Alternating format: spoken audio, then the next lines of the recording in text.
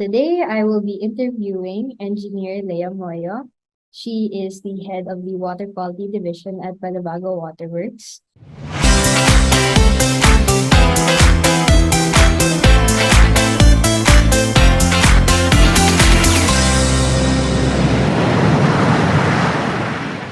So thank you, Leah, for taking the time to do this. Yeah, sure, you're welcome. So let me start by asking you, what got you interested in engineering, specifically in the water sector? Okay. So my interest in engineering started when I was in high school.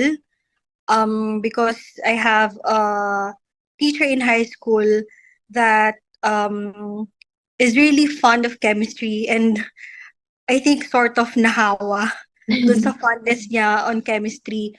And going to college, parang when I was deciding which course to take, kasi engineering is something that parang more on men, dominated by men. But chemical engineering, mas madaming women. So I took up chemical engineering. And then after that, um, I had three jobs kasi before joining Balibago.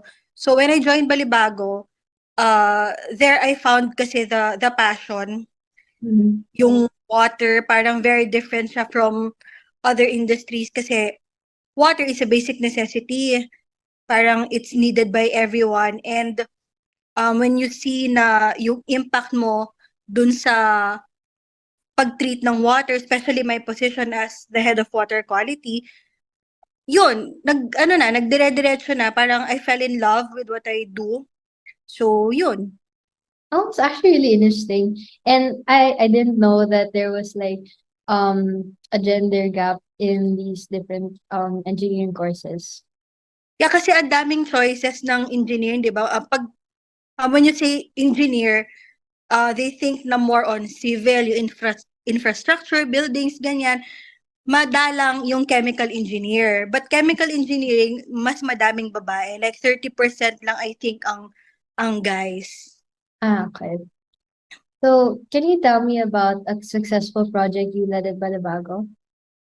Um, kasi basically what we do in the division is design treatment systems for both groundwater and surface water sources. So, um, yung mga problematic na wells, deep well sources, we design treatment to treat the iron and manganese which cause discoloration in water.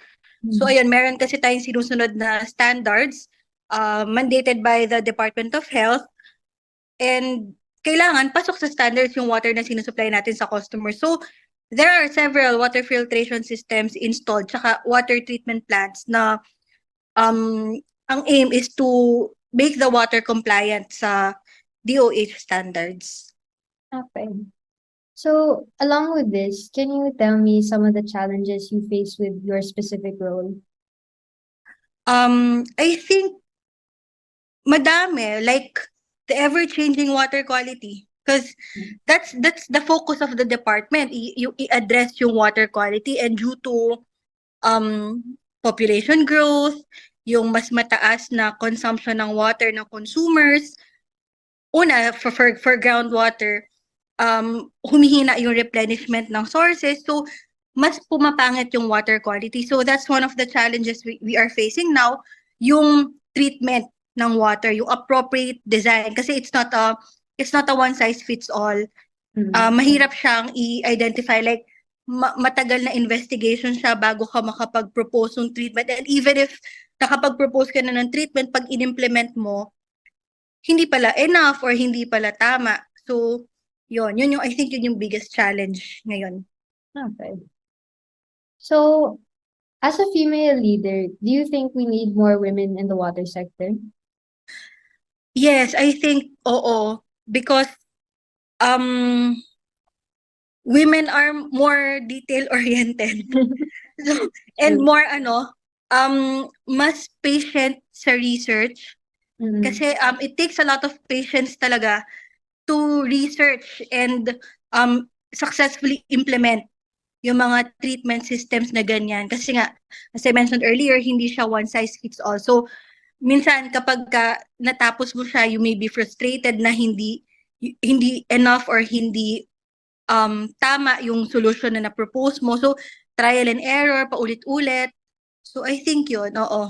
Kailangan ng, and I noticed din sa mga kasamahan na yung mga female members ng team, mas maasahan mo sila on like research and report writing kasi nga mas magandang mag-explain, dahil mas detail-oriented, mas napapaintindi yung gustong i-discuss na mga topics. Yeah, well, actually, I do agree naman eh. Yes, di ba? Mhm. And so you mentioned like these mga problems in like specific projects and in your role, but generally the water industry in the Philippines, what challenges do you think this industry faces? I think lack of knowledge on innovation and technologies. Kasi other countries are advanced na parang they are more open sa mga mas advanced na treatment. Dito kasi sa Philippines, more on nagre-rely pa tayo sa groundwater sources. So I think dapat slowly lahat ng water utility nag-i-invest na sa other sources of water, maliban din sa surface water na mga rivers, lakes, ganyan. I think papunta na din tayo sa desalination since islands naman yung Philippines, di ba? Kasi nga, eventually, dun talaga papunta kasi nadideplete na yung mga freshwater sources natin. Mhm. So, with all these problems, what ways can we conserve water in the Philippines? Conservation. I think more on awareness din sa consumers that yung water, very precious resource talaga yan. So, ayun, yung paggamit sa usage. Tapos, conscious effort din sa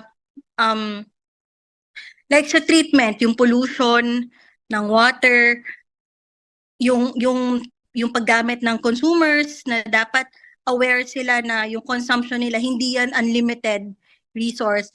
And then meron din tayong ina-explore na panibago ngayon yung artificial recharging ng mga aquifers natin na instead na yung water dinidrain natin para masayang, binabalik natin siya sa aquifer para ma-recharge, ma-replenish yung mga aquifers.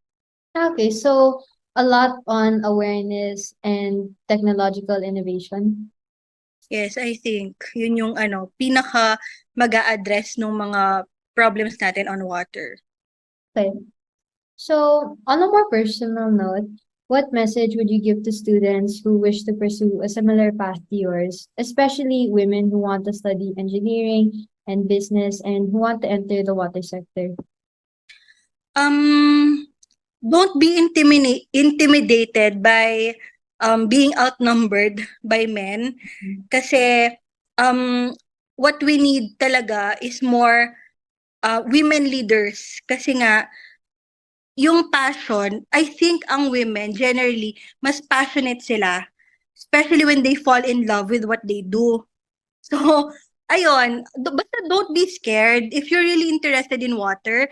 Tapos as you go along the way, ma-absorb mo that what you're doing, hindi lang siya business, hindi lang siya trabaho. It's parang part of it is because you love yung community na sinaserve mo, yung mga tao na sinaserve mo, and I really think na kapag bibigyan ng chance yung water industry na i-explore, aralin, you will really fall in love with it talaga. Yeah. Well, I really do feel the passion that you have with the water industry in this interview, and you're such inspirational messages towards women who want to enter the water sector.